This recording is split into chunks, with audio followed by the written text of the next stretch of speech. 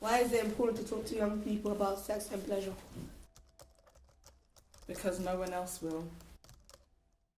When I first started hearing about sex and pleasure, you got the sort of the side from school where it was all very biological based and mainly around puberty, and then I was hearing things in the playground and on TV and stuff about all the pleasure side of it, and I found that quite confusing because it was like you didn't really know what was true, and it was the sort of thing where you didn't feel comfortable. I mean, I felt embarrassed by it, and also even in front of my friends I didn't want to say, oh, I don't know what that is, because you feel a bit like, oh, well, they know what it is, you know.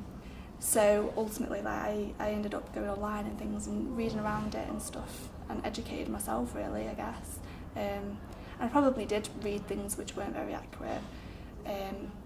So I think it is important that students and school children like have a place to go that they can find good information about all this sort of thing.